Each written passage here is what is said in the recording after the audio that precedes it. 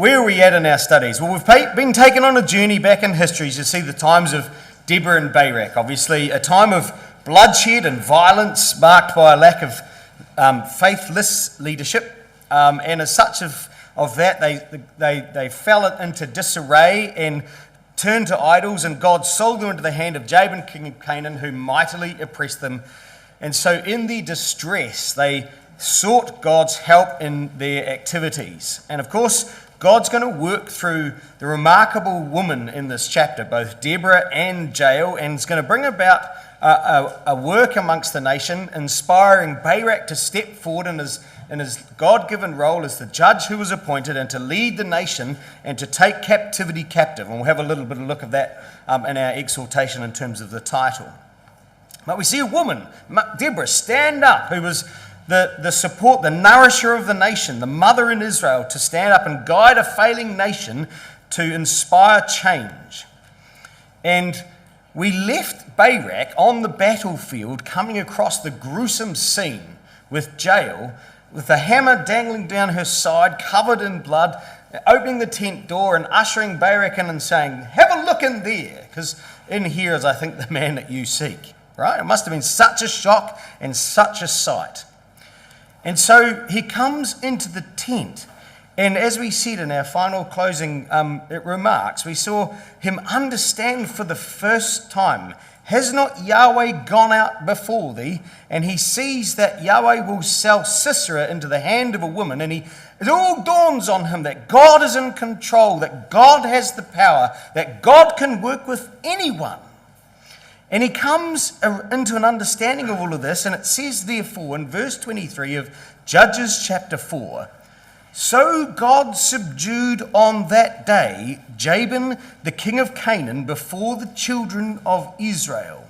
And the hand of the children of Israel prospered and prevailed against Jabin, king of Canaan, until they had destroyed Jabin, king of Canaan." Now, brothers and sisters, we could read that very quickly and skip the significance of that few verses.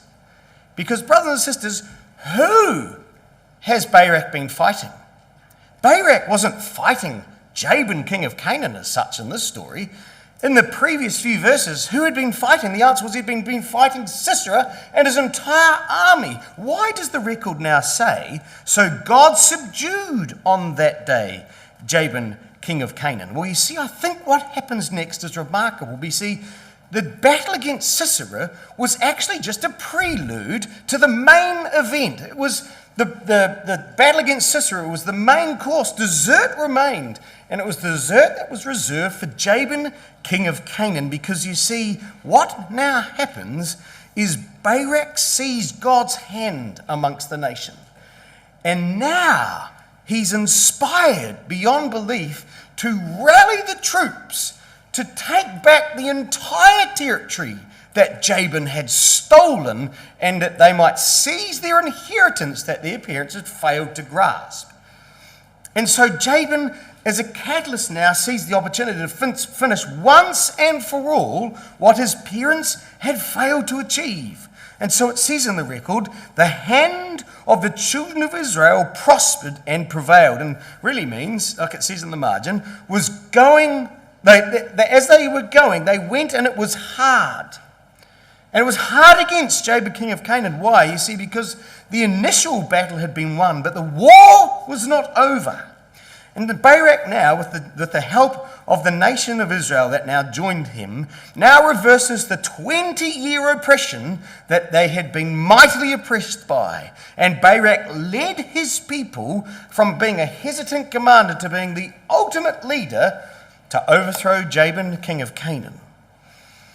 It didn't end, brothers and sisters and young people, with Sisera's death. It ended when they finally had taken all their faithless parents had failed to take.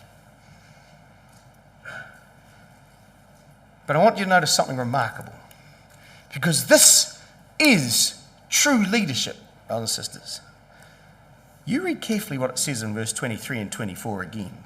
"So God subdued on that day." You see, they now could see God's hand. And he subdued the Jabin, king of Canaan, before who? Before the children of Israel, and the hand of the children of Israel prospered. You see, this wasn't Barak, brothers and sisters and young people. Of course Barak's there, of course Deborah's there, but Barak's leadership had now inspired a nation to stand up themselves and to take control.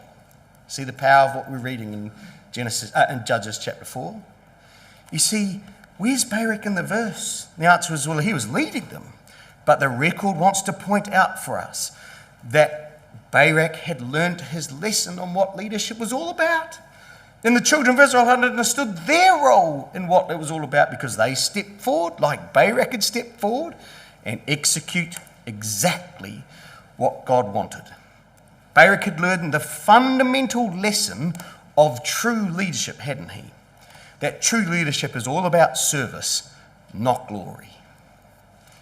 He had led his people. Deborah and Yahweh taught Barak on that day that in order for God to be honoured, for order God to be glorified, self, human pride, and human achievement had to be taken to a back seat and thrown under the bus, brought under subjection, so that others might be motivated to lead, so that others might take their role and responsibility, so that others might understand the purpose of God. You see, true leadership is about service, not glory. And to Barak's credit, brothers and sisters and young people, he understood that for the first time. It wasn't about him. Barak thought the whole thing was about him at the beginning. But now everything was obvious. And motivated by Yahweh's deliverance on that day, he steps aside as he leads the nation, and they take their position. It's a remarkable story, isn't it, brothers and sisters, of what true leadership can really do and inspire.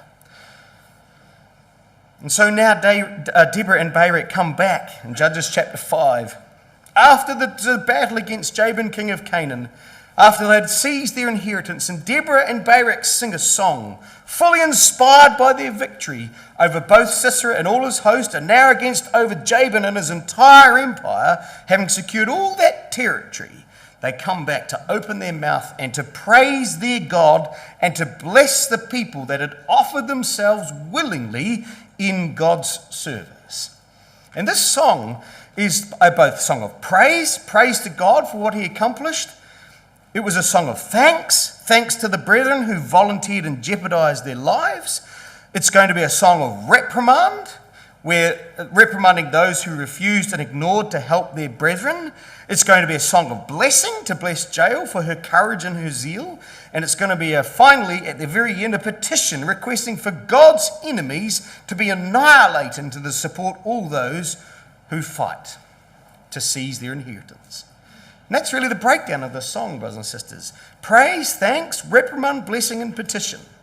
And so we're introduced in verse 2 to the theme of volunteer leadership. And in verse 3 to 5, we're going to see the power of God's presence, like in times of old, like in past times. And then verses 6 to 8, we're going to see the context that arrived, that the battle was nestled within. What was it like during the times? And what was it so remarkable about their work and their achievement? Then we're going to see the blessing that Deborah gives and Barak gives for those that volunteered, and the cursing, therefore, in verses 15 to 23 of those that did not, the slackers that chose to ignore the call. In verses 24 to 27 is the blessing for Jael's heroic actions. Verses 28 to 30 is the picture of the ultimate destruction of Sisera's mum, which we'll consider on Thursday night.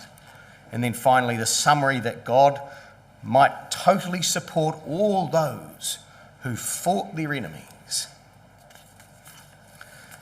And so we pick up the story in this song in verse 1. Then sang Deborah and Barak, the son of Abinoam, on that day, saying, Praise ye Yahweh for the avenging of Israel, when the people willingly offered themselves. Do you know, we'll come back to this. If you want this breakdown, we'll put it up at the end. Okay? So I'll carry on, otherwise we might be here a bit later than we need to, and I want to stick to time tonight if we can. So there's a connection between the leadership and the volunteers and for how it worked, you see. So praise Yahweh for the avenging of Israel when the people willingly offered themselves. And it's better translated, for the revealing of leadership in Israel, for the volunteering of the people. It's better translated that way. For the revealing of leadership in Israel, for the volunteering of the people. And so hopefully you can see that I'm not just making it up, that this whole thing's about leadership, because Deborah's telling us exactly that was the challenge, that was the issue. It's all about leadership. And what God did on this particular occasion is reveal the leadership that was required amongst the people. And they responded by volunteering. And Deborah sees these two things go hand in hand together as to how this victory was actually accomplished. And she wants to thank, or they both want to thank Yahweh, that in this leadership vacuum, that God had supported people to stand up, to inspire one another, so that they volunteered and a response amongst his people occurred. And what was the thing that she was so thankful for outside of just God, but that the people willingly offered themselves? You see, it was when leadership was restored and demonstrated that faithful examples also came up of courage, and that stirred a response amongst the people that willingly gave themselves. And I want you to notice something, brothers and sisters. Look what she says. When the people, she praised Yahweh for the avenging of Israel, when the people willingly offered themselves. You see, we've got to read that a little bit carefully, because it means more than what it says. Because when it says they offered themselves, they didn't just volunteer. What does it mean that they offered themselves? They didn't just volunteer. It means they volunteered their lives. That's what it really means. They volunteered their life. They willingly offered themselves. They put themselves up as a sacrifice. They willingly gave themselves, says Deborah and Barak. And the point, brothers and sisters, is that Deborah and Barak and Jael's example had inspired others to stand up to join that fight, to eradicate Jabin's army and restore the control of the territory that they had lost. And I want you to notice carefully who Deborah and Barak are singing the song to. Who are they singing the song to? Verse 3. Hear, O ye kings, and give ear, O ye princes. Even I will sing unto Yahweh. I will sing praise to Yahweh, Elohim of Israel. Who's she singing to? To kings and to princes. Now, hang on a minute. There's no kings in Israel at this time. Therefore, there's no princes in Israel at this time. So who's she singing to, brothers and sisters? Well, I think that Deborah and Barak were singing not to the people of Israel, but a warning to every other neighbouring oppressive nation that their kings and their princes might listen up to what was about to hit them next. They wanted them and all the enemies of Yahweh to stand up and be ready, because, oh boy, this was coming to their territory next. They wanted to inspire all the other tribes across the nation of Israel to fulfill the mission that they had failed to finish in Joshua 23 and Judges 1, to seize their inheritance completely. Deborah and Barak wanted to put the kings and princes of the Philistines, the Canaanites, the Sidonians, and the Hivites on notice, because their days were numbered. And you know that's true. You know how I know that's true, brothers and sisters? You turn to the last verse of this song. Look what Deborah says as she finishes the song. So let all thine enemies perish, O Yahweh, but let them that love him be as the sun when he goes forth in his might. You see, this song wasn't a song sung to the nation of Israel. This was a song sung to all the nations around them as a warning to what was about to be seen on their back door. If only this inspiration might occur, that Judah and Benjamin might continue the fight, and that all the rest of the nations might now roll back on their inheritances. And they're singing to Yahweh, Elohim of Israel, the memorial name of Yahweh, the memorial name that represented God's faithfulness to maintain his promises and the fact that he would protect his people from destruction. Yahweh, Elohim of Israel, given at the burning bush, that Israel would never be consumed. And so now, brothers and sisters, Deborah and Barak address God himself. Verse 4. Yahweh, they say, when thou wentest out of Seir, when thou marchest out of the field of Edom, the earth trembled, and the heavens dropped, and the clouds, they also dropped water, and the mountains melted from before Yahweh, even that Sinai from before Yahweh, Elohim of Israel. And Deborah now builds a picture of what had happened as God arrives at Mount Tabor. And yet, in a way, brothers and sisters, as we saw in our last class, she's alluding to another song of another remarkable leader in Israel, and the song of Moses in Deuteronomy in chapter 33. I want you to come back with me now to Deuteronomy chapter 33, and I'm going to show you how Deborah is using the song of Moses and the environment and the context to which Moses sings the song in the way in which Deborah sees how this all links as part of God's purpose. Deuteronomy 33.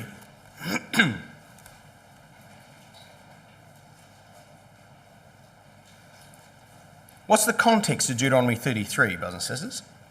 Well, Deuteronomy 32 has got Moses just finishing singing the nation and just talking about the situation at the end of the wilderness wanderings on the borders of the promised land. And he's just finished telling them what was going to happen. He's been telling them about their deliverance from Egypt, the way in which God provided for them in the food, and how that he brought them into a fruitful land, and the promotion, therefore, of Israel was going to be as the head of the nations, and that they were going to ride on the high places of the earth as Yahweh's people. And that's the point of chapter 32, is look at what God can do for you.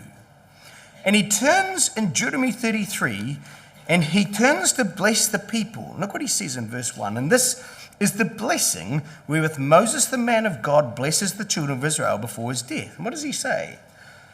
And he said, Yahweh came from Mount Sinai and rose up from Seir unto them. He shined forth from Mount Paran and came with 10,000 of his saints. And from his right hand went a fiery law for them. Yea, he loved the people. All his saints are in thy hand. And they sat down at thy feet. Every one shall receive of thy words. And so what Moses does, brothers and sisters, is he blesses the people. He says, oh, I see Israel about to embark upon their escapades amongst the nation. Right? There they are on the borders of the promised land, and he sees them about to burst out. And he says to them, he says, I see this working in exactly the same way as they came out of Egypt. They were going to burst forth in full glory, even as Yahweh came from Mount Seir and descended upon Mount Sinai. And he came with 10,000 of his saints in full glory to give them the fiery law. Now we see, brothers and sisters, why perhaps God asks Barak to go and collect, 10,000 men and go up to the top of Mount Tabor. Why did God ask Barak to collect 10,000 men? The answer was, brothers and sisters, is that Deborah and Barak saw what transpired as the nation left the bondage of Egypt, and they threw off the shackles of the Pharaoh that had oppressed them and pursued across the wilderness into seizing their inheritance as this flood that came out. And the majesty and the splendor that came as Yahweh was seen in his saints was going to be seen once more amongst the nation to save his people, and that God would restore his law amongst them once again. That's how Deborah sees the song. You see, the parallel is stark, isn't it? Here's the similarities to the Exodus. You see, Judges chapter 4 and verse 3, the people's deliverance occurs from bondage and oppression. It's exactly the same in the time of Moses. There was a reluctance of a leader to respond, just as it was in the time of Barak and as with Moses and Aaron. There was therefore the support that would be provided for them in the wilderness by the Canaanites in exactly the same way as the story of Judges. She saw that there would be a deliverance from horsemen and chariots being rendered useless by water, just like it was in the Exodus. And that God's promise of deliverance would actually happen, and that was foretold, just like it had done during the time of Moses, as in the time of Barak. And now there was complete destruction on that battlefield. There was not a man left, quote unquote, Exodus 14, verse 28. You couldn't miss it, brothers and sisters. See, Deborah and Barak see all of this story of Judges 4 and 5 as a repeat, a rinse and repeat by God of the events of Yahweh's majestic deliverance and the establishment of his kingdom and law and order being put once more amongst his people. It's remarkable, isn't it, brothers and sisters? What Deborah and Barak could see as they looked at the story. We see it all over again, that God will always look out for his people. And back in the story in Judges chapter 5, Deborah and Barak looked back at the nation. And they wanted to compare both the state that they saw that Yahweh would create and manage for them versus the state that they had been in. And you couldn't get a more stark contrast, could you? Because they come back in Judges chapter 4 and verse 6, when they go, in the days of Shamgar, the son of Anath, in the days of Jael, the highways are unoccupied. The travellers walk through byways. Leadership ceased, or the inhabitants of the villages, the word villages is chief or rulers. There was no rulership seen in Israel. They ceased all over the land until that I, Deborah, arose. I arose, a mother in Israel. There was no one to be seen, no volunteers, no people, no saints, no 10,000 men, no Yahweh manifesto. No, it was a disaster what they saw. Highways were empty, no travellers could be seen, everyone was hiding. And it was so bad that any form of leadership had ceased until Deborah stood up. The mother in Israel, as we've already looked at before, the nourisher of the nation. And so Deborah saw that need for leadership. Examples of faith were trying to stand up. Shamgar had stood up and slewn men. Ehud had stood up, but the nation had fallen into disarray. No one following. The people were unresponsive. Why? Why were they unresponsible? Verse 8 says, well, they'd chosen new gods. They weren't following Yahweh Elohim of Israel. They'd chosen new gods. And there was war in the gates. They'd chosen new gods. They'd disregarded the warning of Moses in Deuteronomy 32, verses 16 to 21, where he had said to them, you be careful, else, and don't turn to idolatry, else there will be war amongst you. And sure enough, bang, here it was. War was now there in their gates. Brothers and sisters, there's a massive lesson for us, isn't there, in that? If we're not contributing to our ecclesias and volunteering, we have to ask ourselves the question, why not? If we're not doing anything in our ecclesia, you have to ask the question, why not? Do you know, the number one reason why we often don't volunteer is quite simply we're serving ourselves. We're not serving others.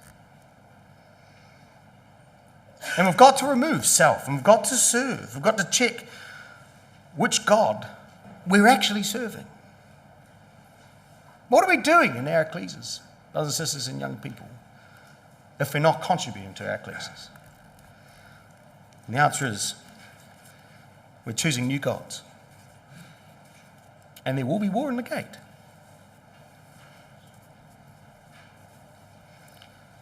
There is another reason for the reluctance to volunteer. What does it say in verse 8? They chose new gods. There was war in the gates. Was there a shield or a spear seen amongst 40,000 in Israel? They had no weapons of war. As we said, they were fighting tanks with toothpicks. Why was there no weapons of war amongst the nation? We know why, because they had chosen other gods, but there's evil, because in the face of this sort of opposition and challenge, they stepped up to show great leadership and gave of themselves. They gave their lives willingly. And look at who these people were, brothers and sisters.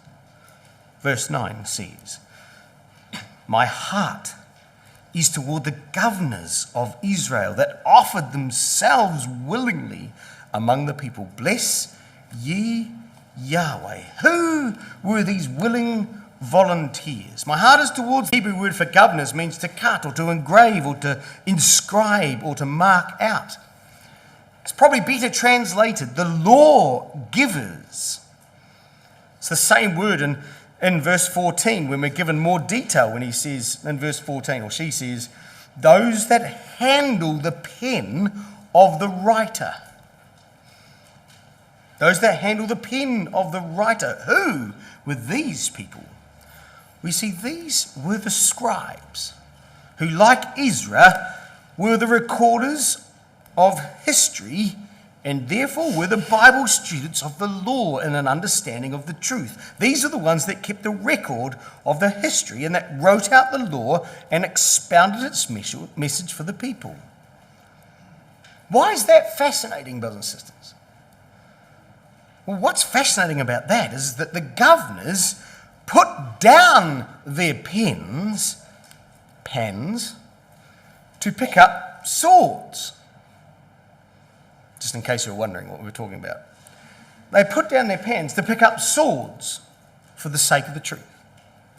And they did this to stand up for what was right against Sisera and his army, to get rid of the surrounding tribes and the residue of Jabin's iron grip and restore the land and its territory back to its rightful owners. And their magnificent spirit of their willingness to offer their lives and sacrifice to God and their brethren is something that was amazing. They understood the need for sacrifice.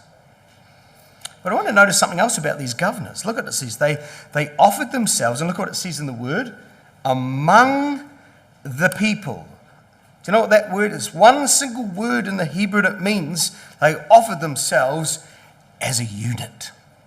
They offered themselves as a congregation. What's the point of the record, brothers and sisters? Well, the point of the record is that this group of scribes and Bible students came and gave themselves as a unified congregation.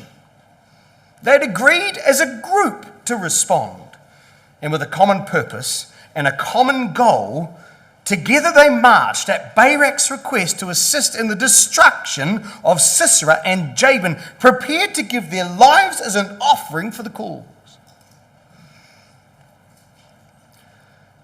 This spirit is what made Deborah and Barak sing their hearts out and to call out to everyone in Israel to have a look at these wonderful examples who willingly gave their lives.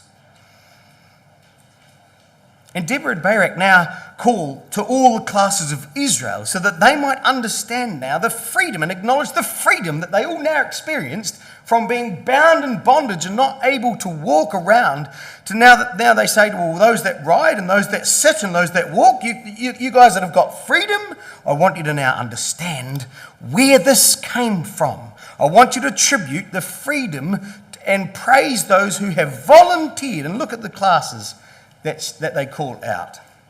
To the upper class, to the rich, and to the travellers. There's three classes in verse 10. Speak ye that ride on white asses, that ride on these costly animals, the upper class, the ones that are riding around and enjoying that freedom, the horse riders, the pony club people. Sorry if you've got ponies. I've got one, but I'm not one of these. But these are those that ride on white horses. I've got a grey one, so on my way up, so it's all good. The rich, The second class, those that sit in judgment. Actually, the word judgment's better translated garments. Those that sit on garments. These are the ones that were resting at home on the splendid tapestry and carpets. The rich in their sealed houses. And those that walk by the way. These are the travellers. The common people that walked around all over Israel now. The freedom that they could experience. The riding, the sitting and the walking. They had a freedom now. And they were all now to ponder why they were free. And so they say in verse 11, they that are delivered from the noise of the archers and the places of the drawing of water, there shall they rehearse the righteous acts of Yahweh, even the righteous acts towards the inhabitants of his villages in Israel. And this verse has puzzled many of the translators. And so trying to piece it together, I think it's quite difficult. But I think in the context, the best way to translate that sort of reads as best as this. From the sound of those who have been liberated at the watering holes, there they celebrate and recall the righteous acts of Yahweh, the righteous acts of leaders in Israel. I think that's the best way to translate that verse and what Deborah and Barak are trying to say. That the sound of everyone singing was supposed to be done at the meeting place where they all got together at the watering holes, and they could there celebrate and recall the wonderful things that God, the righteous acts that Yahweh had done, and the righteous acts of the leaders in Israel. It was both God's acts and those that had volunteered. You see, the whole nation had good reason to reflect as the leaders and warriors returned home, to consider the mighty acts that Yahweh had achieved, that had performed amongst them, and the wonderful example that these warriors had given in standing up for what was right and for fighting the cause so that the nation might be liberated and to enjoy the freedom that they now experienced. Then, she says, shall the people of Yahweh go down to the gates. And the transition is so obvious, isn't it, between the fact in verse 8 when there was war in the gates, now there's freedom so that they can easily travel to the gates in verse 11. They can sing it at the watering holes outside, and they can all now meet at the gate of the city, the place where everything happened. Because now they could go and inherit the cities that they had lost. They truly had reason to sing, didn't they, brothers and sisters and young people, for the wonderful things that Yahweh had done. But now, Deborah and Barak turn their attention to the willing volunteers, the people's response to the calling for help. There were two types of responses, brothers and sisters. There were those who came, and there were those that didn't. And when the call came in verse 12 and 13, it came starkly. Awake, verse 12, awake, Deborah, awake, awake, utter a song. Arise, Barak, and lead thy captivity captive, thou son of Amminadab. And then what happens is verse 13. Then he made him that remaineth have dominion over the nobles among the people. Yahweh made me have dominion over the mighty. And see, this is Barak now singing, I believe, of what actually happened in the story. Barak was to lead those. They were both shaken awake, and Barak now was to lead those that had held them in captivity and to lead them captive. God's people had been held in captivity by Jabin and by Sisera, and now the call came to take those that had held them captive themselves. And we saw this, we will see that this wonderful expression in our final exhort captures the remarkable symbology and work of our Lord Jesus Christ, and how Paul says it should drive us to respond in volunteering amongst our ecclesias. So who did Barak lead? Who did responded to the call? Well, verse 13 says, it was him that remaineth. Not everybody responded. Only a portion of people came. But those people, he says, look what it says, They are noted as calling the people of Yahweh. The people of Yahweh. That's who came. Yahweh made him that remaineth have dominion over the people. A remnant are going to come. A faithful remnant who volunteered, who are going to put their life on the line to save their brethren. And brothers and sisters, throughout time, this has forever been true, hasn't it? It's always a remnant that has responded and remained faithful to Yahweh. You have the Levites who turn in Exodus chapter 32, the Nethinim in the time of Nehemiah, Daniel and his 3 friends and the friends surrounding them in captivity. The remnant that came in the exile is always a remnant that returns and that are motivated. It's not everybody. So where did these people come from and what was their motivation? Well, verse 14 says, it came first out of Ephraim. You see, it first came from the tribe of Ephraim, but only a few of them, a root of them, a root out of Ephraim. Verse 14, out of the root of Ephraim was there a root of them against Amalek. After thee, Benjamin, among thy people. Out of Maachah came down the governors. Out of Zebulun, them that handle the pen. And the princes of Iscah were with Deborah, even Iscah and also Barak. And they were sent, or he was sent on foot into the valley. But it was a remnant of the tribe of Ephraim. It was a few who had been instrumental that had taken their own inheritance. There was a root of them against Amalek. Why are we told that detail, brothers and sisters? See, we're told that there was a group of men that were constantly fighting Amalek amongst their own tribe and their own inheritance. They had been battling Amalek. And they chose to respond. If there was anyone busy, it was these guys. And they stood up and realized the need of what was going to be required. They're the first to come because they've got the experience firsthand in fighting against the Canaanites. Out of the root of Amalek, those that come. See, they had seen the need and the benefits of removing and eradicating the enemies from their own territories. And so they're the first ones who respond to help those to fight against the Canaanites. And their example of leadership and their experience now inspires and encourages the tribe of Benjamin to join and respond. Because it says, and after thee, Benjamin among thy people. You see, they stood up as a unit. Benjamin as an entire unit comes. This is the same word in verse 9. Among the people. They stand up as a congregation. Benjamin come unified in one accord to assist their brethren. And not only had Ephraim's example encouraged Benjamin, who was south of them, it also now inspires the half tribe of Manasseh next to them on the west side of Jordan.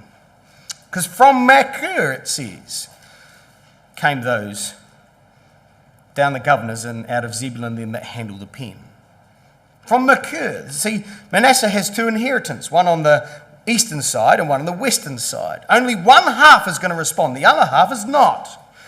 And so those that were living on the western side of the River Jordan, those that were there with Benjamin and with Ephraim and the half tribe of Manasseh, all come to respond. And Zebulun, they come forth, the governors of those that handle the pen. And whilst they weren't necessarily rulers, brothers and sisters, in their tribe, the word for governors being the writers, the example of Ephraim had inspired Bible students who understood their history and appreciated the law. They came to fight out the Canaanites. It was the inspired Bible students who understood what needed to be done.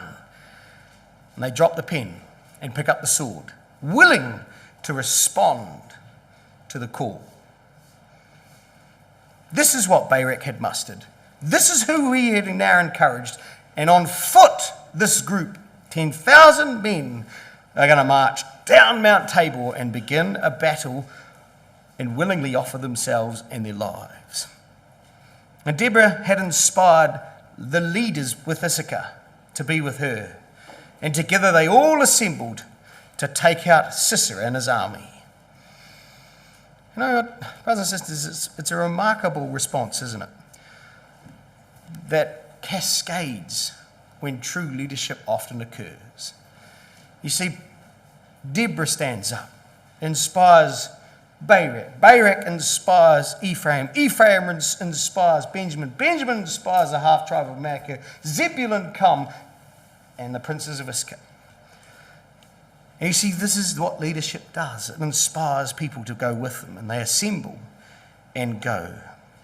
The remarkable response of courageous Ephraim sent an inspirational message to the remnant of the faithful who rallied around Issachar and Zebulun with Deborah and Barak and marched as a unified body in mind and spirit and purpose into battle, volunteering their lives, brothers and sisters, for the salvation of their people. How could God not respond to that, brothers and sisters? Of course he does. There's a massive lesson for us, isn't there, brothers and sisters? How is our volunteering spirit when we're called to help? How do we respond when people stand up and call for assistance? Do we have that kind of volunteering spirit amongst our ecclesias? How far are we prepared to go for the salvation of our brothers and sisters? These people were going to give their lives. How far are we prepared to go? Can we give a bit more? Probably. Do we have the here am I, send me spirit? Or the here am I, please send someone else? You see, leadership is all about service. It requires us to have a volunteering spirit that is prepared to give because we know and because we love and because we understand just how much God has done for us. We understand it's good for the truth. We understand it enhances God's purpose, and so therefore we serve, even albeit reluctantly, to give that God might be honoured. God's purpose is about people, brothers and sisters. It requires volunteers. But not everyone will respond. Not everyone responds at all times. In fact, it didn't happen here either. Because now Deborah and Barak turned to call out the slackers who chose not to come. And they're going to represent, brothers and sisters, all the types of excuses and responses that we give when we decide not to respond, to stand up and volunteer. And the first ones are, unfortunately, the ones that should have been the leaders. Reuben. Here's Reuben, Gad, and the half-tribe of Manasseh. The 40,000 who went over armed in front of Israel now are disasters because they choose to not come. Look what it says. Reuben, the firstborn of Jacob's sons, ought to be the leaders, now show their lack of leadership and direction. So it says in the record in verse 16, for the divisions of Reuben, there was great searchings of heart.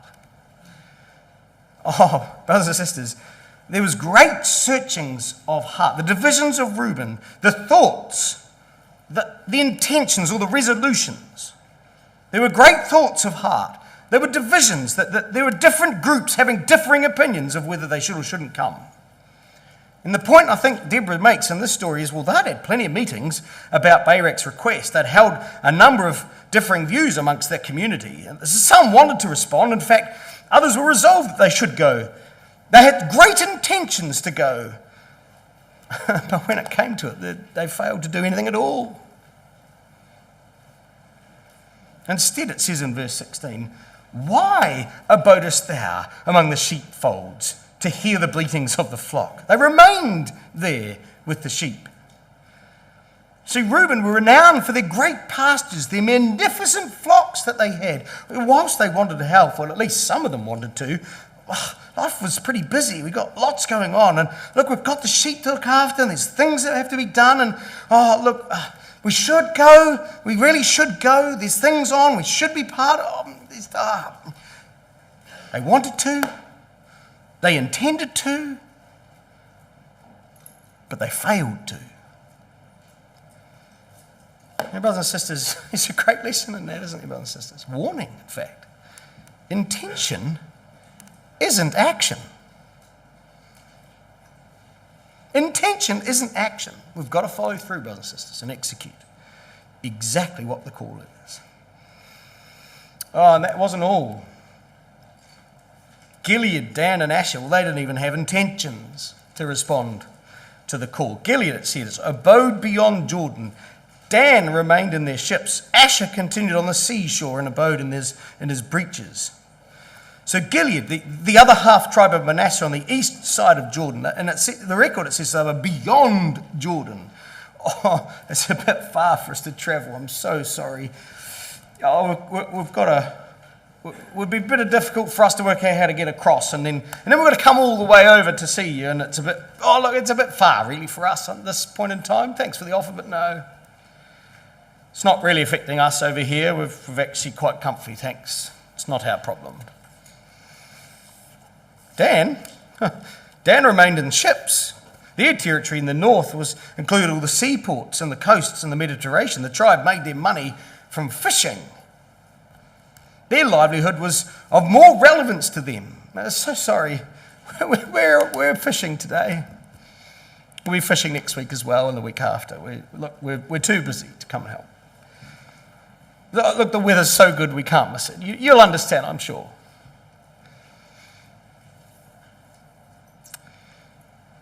Their brethren were dying, brothers and sisters, but they were too busy to help. It was disgraceful behaviour, brothers and sisters. But we can do it too. Asher, well, he continues on the seashore. He abode in his breaches. They weren't even out in their boats. At least Dan were out in their boats. These guys abode on the seashore. They just refused to respond. It says they continued. They continued on the seashore to dwell permanently. Asher just kept on doing what they're doing. And they just refused to even acknowledge that there was even a problem. It's not ours. It's not our battle. Life's perfect where we are. Sorry, this battle's not ours. It's yours. Go away. For these tribes, it was either too far to go, or life was too busy, or employment was too more important, or it wasn't really their battle to fight. It wasn't their problem. And they show a complete and utter disregard for the lack of care and no concern, brothers and sisters, for the plight of their brethren whatsoever. And this is in stark contrast, says Deborah in verse 18, to Zebulun and Naphtali, they say, a people that jeopardized their own lives unto the death in the high places of the field. You couldn't get a starker contrast, could you?